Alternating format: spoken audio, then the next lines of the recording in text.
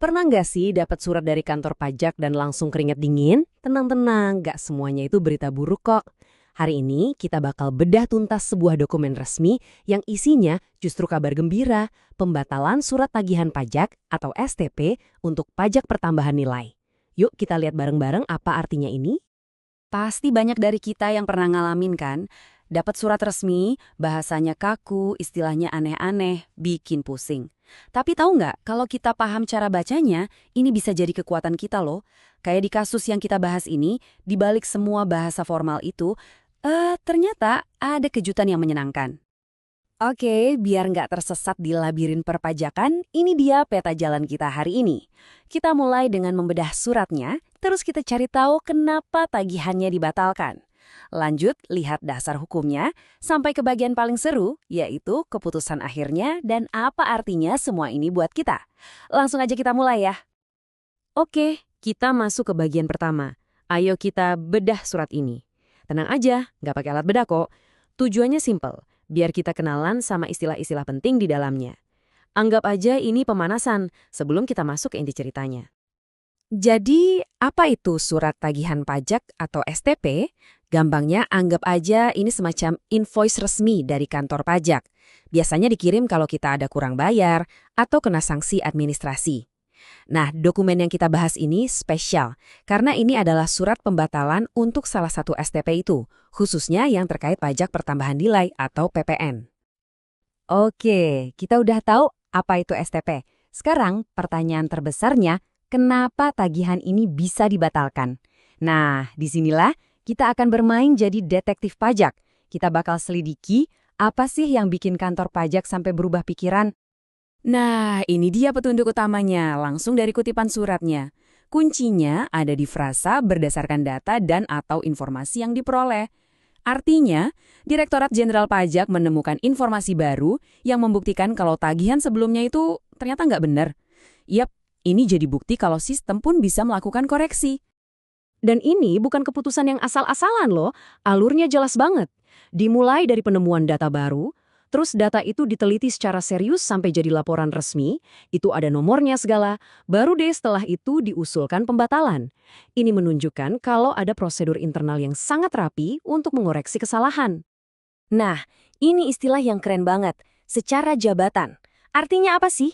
Artinya, kantor pajak sendiri yang berinisiatif. Mereka yang menemukan ada yang keliru, mereka juga yang memperbaikinya, tanpa perlu kita sebagai wajib pajak mengajukan protes atau keberatan. Ini penting banget, karena menunjukkan adanya mekanisme check and balance internal. Tentu saja keputusan sebesar ini nggak bisa diambil tanpa payung hukum yang jelas. Nah, sekarang kita bakal intip peraturan mana saja sih yang jadi fondasi dari surat pembatalan ini, biar kita yakin kalau semuanya ini syah dan bisa dipertanggungjawabkan.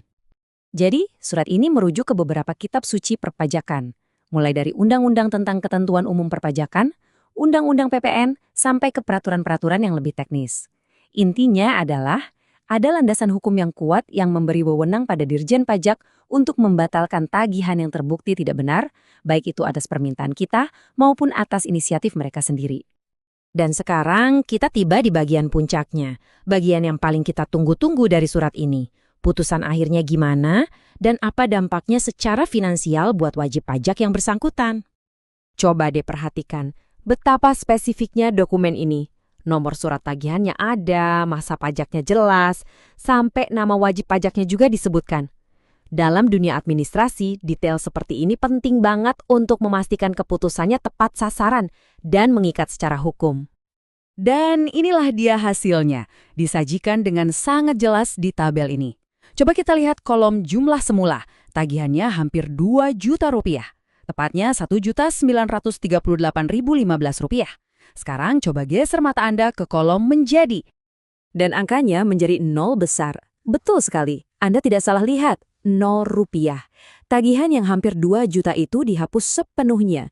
Ini adalah bukti nyata bahwa kalau sebuah tagihan memang terbukti keliru, kewajibannya ya bisa benar-benar jadi 0.